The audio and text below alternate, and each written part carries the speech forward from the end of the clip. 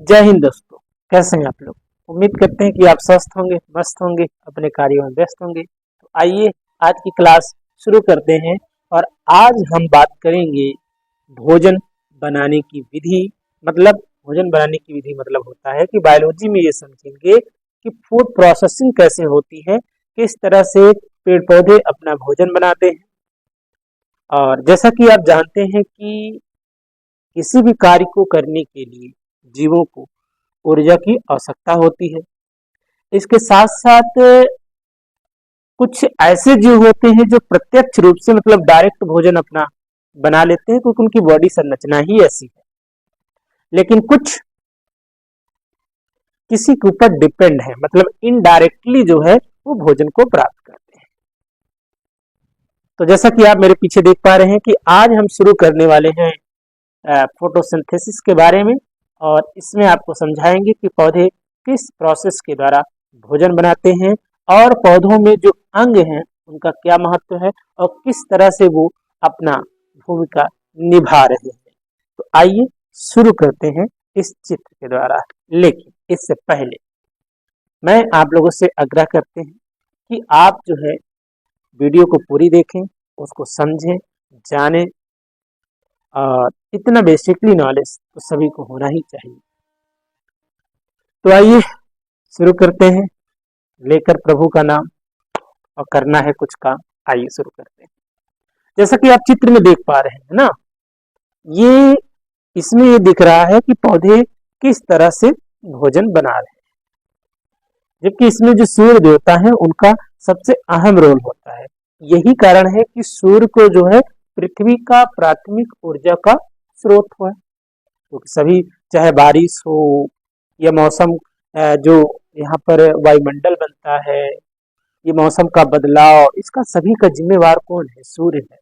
इसलिए सूर्य को पृथ्वी का प्राथमिक ऊर्जा का स्रोत माना जाता है और जिसका बखूबी प्रयोग पेड़ पौधे करते हैं भोजन बनाने में। तो आइए शुरू करते हैं। तो अगर हमें प्रकाश संश्लेषण का डिफिनीशन देना है तो हम उसको कह सकते हैं कि पेड़ पौधे सूर्य के प्रकाश की सहायता से भोजन बनाने की जो उनकी प्रक्रिया होती है उसी को हम प्रकाश संश्लेषण कहते हैं। प्रकाश संश्लेषण के लिए किन किन चीजों की जरूरत होती है इसको हम थोड़ा बाद में समझेंगे, लेकिन यहाँ पर समझ लेते हैं कि किस तरह से यहाँ पर जो है कि प्रकाश जो संश्लेषण हो रहा है। आइए इसको हम चित्र के माध्यम से समझते हैं। जैसा कि आप वहां पर देख पा रहे हैं कि ये पूरा का पूरा जो पौधा है, पौधे का अलग अलग सेक्शन है। एक ऐसा भाग है जो ग्रीन रंग का है, जो हरे रंग का है, जिसमें क्लोरोफिल पाया जाता है। दूसरा ये है कि पौधे का जो नीचे वाला भाग है जहां पर जड़ है, जड़ क्या करता है कि मिट्टी से जल को और खनिज तत्वों को अवशोषित करता है। ठीक है, इसके साथ साथ पौधों को कार्बन डाइऑक्साइड भी चाहिए। तो आइए हम सीधा सीधा समझते हैं। ठीक है, जैसा कि आप चित्र में देख पा रहे हैं कि जो सूर्य है, तो सूर्य से जो सनलाइट आ रहा है उसका प्रकाश पौधों की पत्तियों पे पड़ रहा है। जैसे ही सूर्य का प्रकाश पौधों की पत्तियों पर पड़ता है, वैसे ही पौधों की पत्तियों में उपस्थित जो क्लोरोफिल नाम की जो वर्णक है, जो पिगमेंट है, वो सक्रिय हो जाता है और उसकी सक्रियता के कारण इनमें भोजन बनाने की प्रक्रिया शुरू हो जाती है। जैसे सूर्य का प्रकाश पड़ता है तो पत्तियों के ऊपर पत्तियां जैसे क्लोरोफिल जागृत होती हैं, तो उसमें ये होता है बच्चों की, ये कहा जाता है कि चलो भैया तुम जग जाओ अब भोजन बनाने के लिए। तो अब यहाँ देख पा रहे हैं कि जो सूर्य का प्रकाश है वो क्या कर रहा है कि पौधों की पत्तियों पर, ठीक है, पड़ा और क्लोरोफिल क्या हुआ? सक्रिय हो गया। जैसे क्लोरोफिल सक्रिय होता है तो उसी समय से भोजन बनाने की जो प्रक्रिया होती है शुरू हो जाते हैं। और पत्तियों के निचले हिस्से पर जो उनका पत्तियों का एक ऐसे सिरा है, ये पत्ती है, ऐसे सिरा है, तो ये पत्ती ऊपर साइड में हो गई। इसके निचले सतह पर जो है कि कुछ छोटे छोटे छिद्र पाए जाते हैं। उन छिद्रों को हम स्टोमेटा कहते हैं और स्टोमेटा के द्वारा पौधों में रिस्पायरेशन होता है और इसके अलावा वाष्पोत्सर्जन भी होता है। ठीक है ना। अब यहाँ देखते हैं बच्चे तो अब यहाँ पर जब सूर्य का प्रकाश देखो, देख रहे हो ना, सूर्य का प्रकाश इस पे, यहाँ से इस पर पौधों की पत्तियों पर पड़ रहा है, और जैसे पत्तियों पर पड़ा तो क्लोरोफिल सक्रिय हुआ, और सक्रिय होने के बाद नीचे देख रहे हो ना, जड़ें हैं, जो जड़ है ना वो क्या कर रहा है बच्चे, जल जल से मिट्टी को, मिट्टी में जो खनिज तत्व है उनको अवशोषित कर ले रहा है और जल को अवशोषित कर ले रहा है। ठीक है, आप इस साइड में देख रहे हैं कि यहाँ पर क्या है कि कार्बन डाइऑक्साइड है। भाई प्रकाश संश्लेषण में कार्बन डाइऑक्साइड का भी अपना महत्व है। ठीक है, तो यहाँ कार्बन डाइऑक्साइड है, और इस साइड में नीचे आपको दिख रहा है कि यहाँ से ऑक्सीजन रिलीज हो रहा है। ठीक है ना, इसके बाद आपको दिख रहा है कि यहाँ पर ग्लूकोज है। ठीक है, तो पौधों में प्रकाश संश्लेषण के बाद क्या होता है, इसमें ग्लूकोज का निर्माण होता है। तो हम कह सकते हैं कि पौधों में प्रकाश संश्लेषण के दौरान जब सूर्य का प्रकाश इन पत्तियों के ऊपर पड़ता है ना बच्चे, तो क्लोरोफिल सक्रिय हो जाता है, फिर उसको जड़ों की सहायता से उसको जल मिल जाता है और खनिज तत्व मिल जाता है, और मनुष्य क्या करता है कि उसको दे देता है क्या, कार्बन डाइऑक्साइड, और कार्बन डाइऑक्साइड क्या करता है कि उसको ग्लूकोज में जो है कन्वर्ट कर देता है। उसके बाद वो रिलीज करता है ऑक्सीजन। प्रकाश संश्लेषण के दौरान जो ऑक्सीजन मुक्त होती है बच्चे, वो जल से मुक्त होती है। और पौधों में प्रकाश संश्लेषण जो समाप्त होता है वो पौधों के ग्रेना नामक स्थान पर होता है। ठीक है, अधिकतर जो प्रकाश संश्लेषण जो ज्यादातर होता है वो दिन में होता है, लेकिन बच्चे ऐसे बहुत सारे पौधे हैं जो प्रकाश संश्लेषण को नहीं करते हैं, है ना। जैसे कि अगर हम कवक की बात कर लेते हैं, तो कवक प्रकाश संश्लेषण नहीं करता है, तो पौधा ही, लेकिन उसके पास क्लोरोफिल नहीं है। तो क्लोरोफिल न होने के कारण वो प्रकाश संश्लेषण नहीं कर पाता है, तो वो सड़े गले पदार्थों से भोजन प्राप्त करता है ना।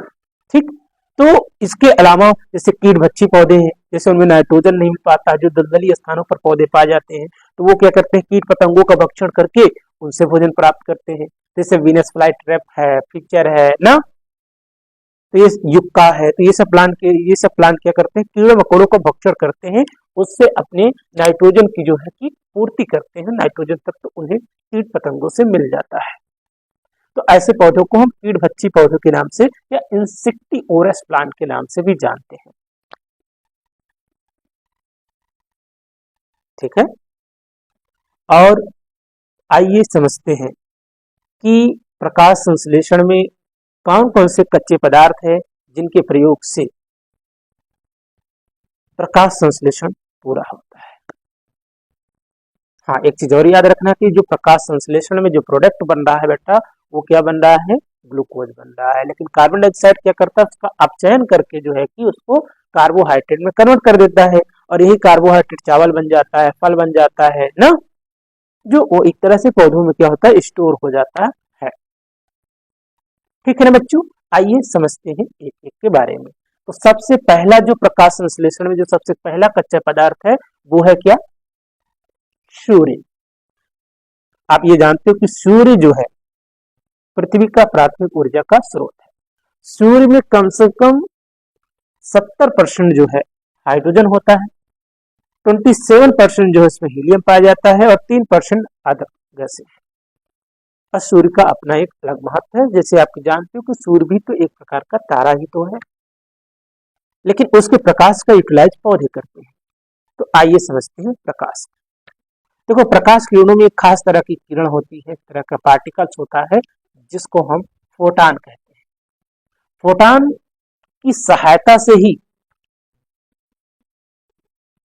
ये प्रकाश संश्लेषण हो पाता है, और इसमें से जो उसमें 7 जो रंग की किरणें हैं, उसमें से जो लाल रंग की किरणें हैं वो पौधे सबसे ज्यादा अवशोषित करते हैं, जबकि जो ग्रीन कलर की होती है ना उसको ये रिफ्लेक्ट कर देते हैं, वापस कर देते हैं।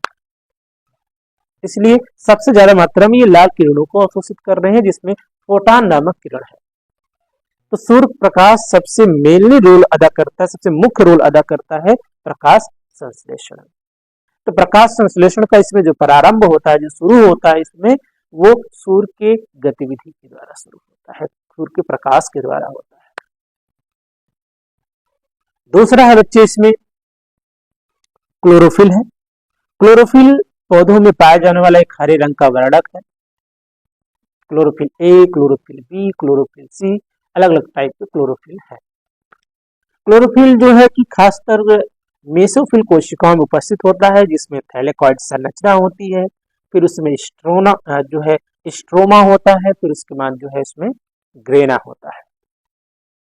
ये क्लोरोफिल के पार्ट हैं। पौधों में अगर क्लोरोफिल नहीं होता बच्चे तो शायद प्रकाश संश्लेषण नहीं हो पाता। इसीलिए देखो ना, अधिकतर पौधे क्या है, हरे।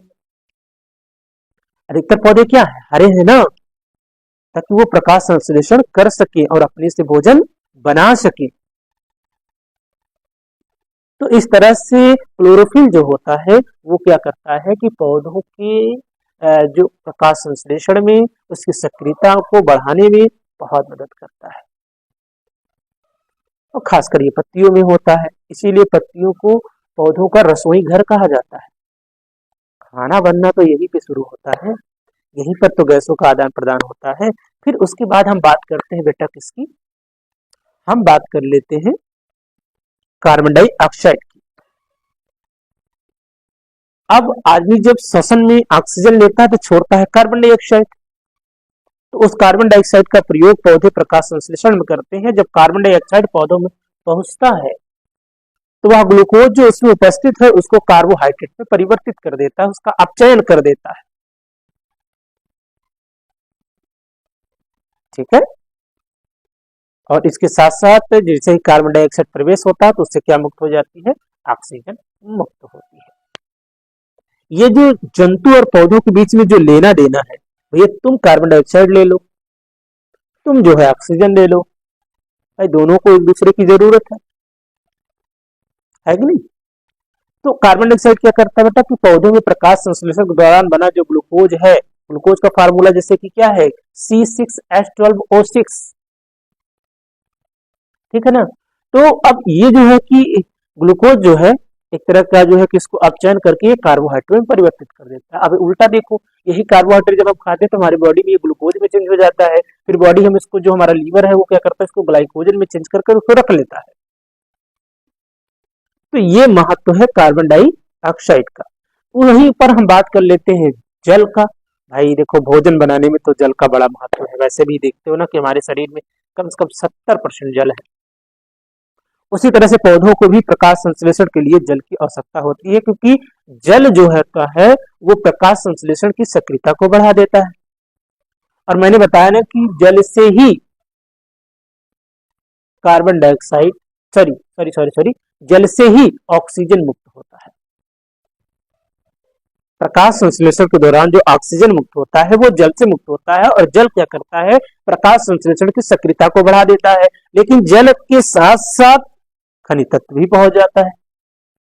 जैसे जानते हो जो क्लोरोफिल होता है, उसमें क्लोरोफिल में एक खास तरह का जो मैग्नीशियम एक प्रकार का तत्व है वो पाया जाता है, वो भी तो प्रकाश संश्लेषण में मदद करता है कि नहीं। तो ये सभी है कच्चे पदार्थ।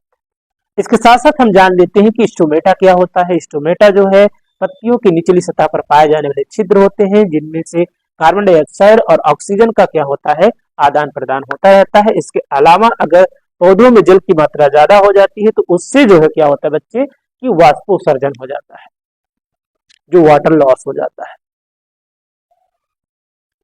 अब पौधों में खास तरह के दो ऊतक होते हैं संवहन, एक होता है जाइलम ऊतक, एक होता है फ्लोएम ऊतक।